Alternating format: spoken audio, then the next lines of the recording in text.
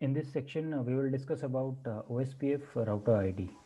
So the OSPF router ID is a 32-bit dotted decimal value, and the reserved value for the OSPF router ID is 0.0.0.0. It means that we cannot configure this router ID 0.0.0.0. It is reserved, and the selection of OSPF router ID is the very first thing that will be checked is the manual configuration. If the OSPF router ID is manually configured, so that will be considered as the router ID. Okay, so this is the selection criteria of OSPF router ID. So the very first thing that will be considered is the manual configuration. The second thing is the highest numeric IP address of the loopback. So if we have different loopbacks, so the highest IP address of those one of those loopbacks, that will be considered as the router ID. Then at last, the highest numeric IP address of any of the interface other than the loopback, that will be considered as the OSPF router ID. And OSPF router ID, there is a misconception between a lot of engineers is that when we think of OSPF router ID, we think of an IP address, but this is not the case. So the OSPF router ID, it cannot be pingable. Okay, when we are pinging the router ID, it means that we are pinging the IP address. It means that the router ID is not manually configured, and the OSPF process by default pick up any IP address from the interface, or because the criteria that we have already discussed, right? That highest interface IP or the loopback IP, that will be picked up by the OSPF process. So it doesn't mean that it should be pingable.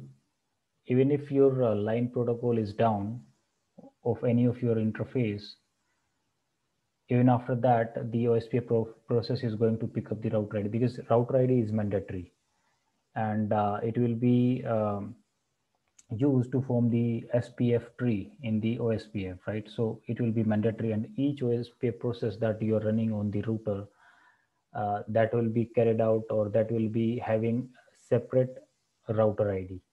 Okay, so now let's see it with the practical quickly.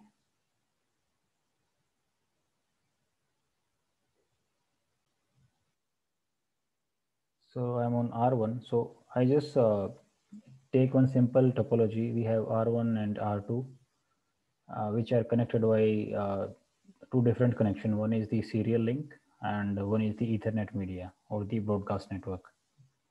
So I'm at R1. If I do a show IP interface brief, so right now we do not have any IP address on any of the interface, right? So if I do a router OSPF, let's say 1, okay, now you can see that a log message is generated. OSPF process 1 cannot pick a router ID. Please configure manually or bring up an interface with an IP address, right? Because that we discussed that router ID is mandatory, because without router ID, the SPF algorithm cannot work. So the OSPF will not be able to generate the SPF tree. So OSPF router ID is mandatory, and because on router 1 we do not have any interface which is configured with an IP address, so the OSPF process is not able to pick up the router ID. Also, we so far we did not configure the router ID manually, right? So that is why it is throwing an error that the process cannot be started because the router ID is not configured. So either we need to manually configure it, or we need to configure an IP address so that OSPF process by itself can assign a router ID, right? So now, for example, the second thing that we discussed is that the router, if I just do a show IP process, sorry, show IP protocol. Now here we can see that the routing protocol is OSPF1, and the router ID is 0.0.0, but we cannot set the router ID manually, this 0.0.0, because it is reserved. if I do a router OSPF1, if I do a router ID 0.0.0, it is saying that it is not valid router ID. Okay, so at least let's say we say 0.0.0.1, and I would recommend to set the router ID manually, because it will be easy for us to understand. Like let's say if we are seeing some information in the OSPF database, then by looking at the router ID we can identify from which router this particular information is coming, right? So we'll keep it simple. Let's this is router 1, so we'll say just 0.0.0.1. If we are doing the same thing on router 2, then we'll configure it 0.0.0.2, and it's a 32-bit dotted decimal value, right? Okay, so now if I go to show IP protocols, now we can see the router ID is 0.0.0.1. All right.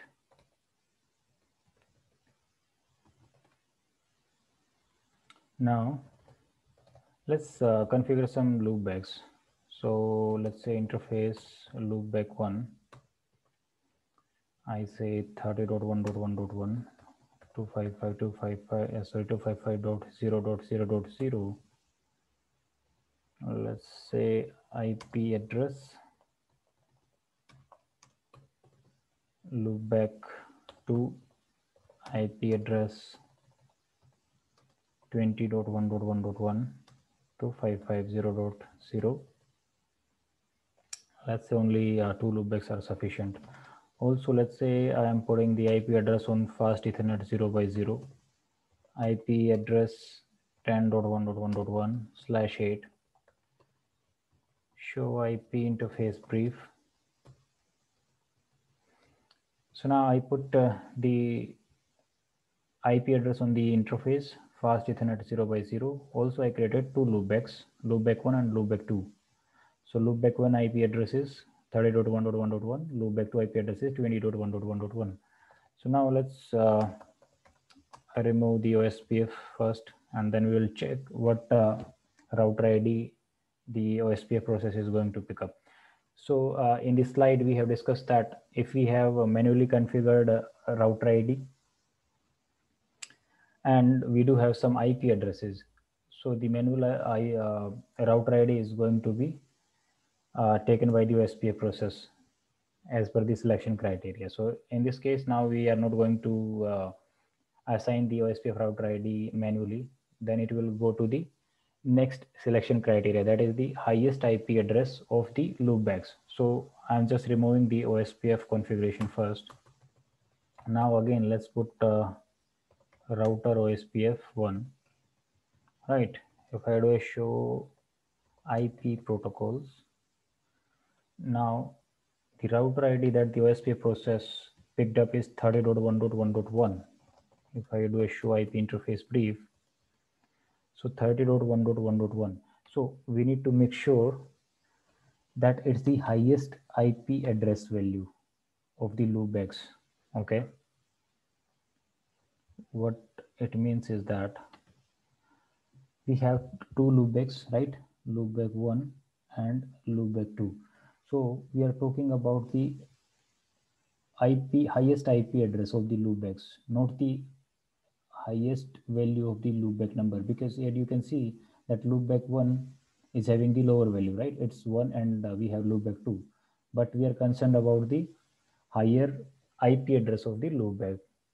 So we have 2 loopbacks, loopback 1 and loopback 2, and the highest value is this one, 30.1.1.1. That is why the OSPF process picked up the router ID as 30.1.1.1. All right. So now let's see our second criteria. If you do not have loopbacks, let's say let us shut down these loopbacks. Interface range loopback 1 to 2.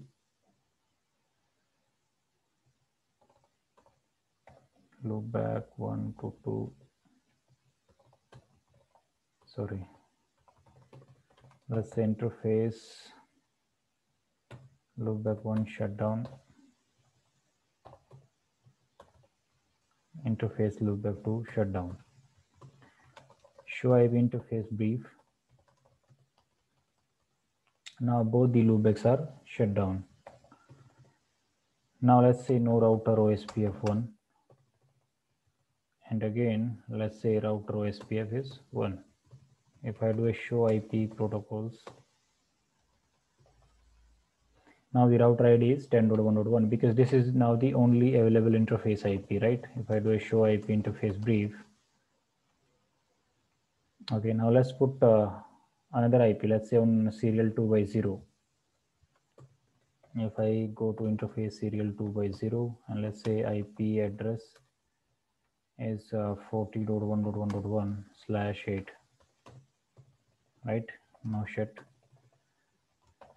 Now if I do a show no router OSPF 1, and now again let's say router OSPF 1.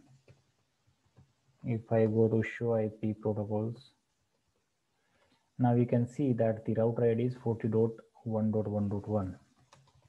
Show IP interface brief, because now the loopbacks are admin down. The criteria in the OSPF router ID selection or the assignment of the router ID in by the OSPF process is that the loopbacks or any of the interfaces, they must not be admin down. They can be in a simple down state, but they cannot be in admin down state. Okay. If I go to show IP interface brief, so we can see here that serial 2x0 is having 40.1.1.1, and now this is the router ID, current router ID, right? We can see 40.1.1, and we can see here that the line protocol is down, right? We cannot ping this IP 40.1.1.1, right? The line protocol is down. Still the OSPF picked up this IP address as an router ID, right? So this is the point that we discussed, that the router ID, I mean, it's not a pingable identity, okay? Because this is a misconception between a lot of guys that it must be pingable or something, because whenever we think of a router ID, we think of an IP address. So the only criteria is that it must not be admin down, because if it is admin down, the OSPF process is not going to pick it up. Okay. Let me check if anything is left or we have covered everything. Yeah. The one thing that we also need to discuss is, if I do a show IP interface brief, show run section router OSPF. So on router 1, we are running OSPF and we are running OSPF process ID 1. The one thing that we discussed is that each OSPF process is going to use a separate router ID, correct? So the process 1, if I do a show IP protocols, so the process 1 of OSPF, it is using the router ID 40.1.1, and it is unique per process, because if I, let's say, do a router OSPF 2 and I say router ID 40.1.1, now we can see it is throwing an error that router ID 40.1.1 is in use by OSPF process 1, right? So this is all about the OSPF router ID. In our next section, we will discuss about the OSPF message types, and we will dig into the details of various OSPF packet types. There are 5 types of OSPF packets: type 1, type 2, type 3, and type 4. So we will start with type 1.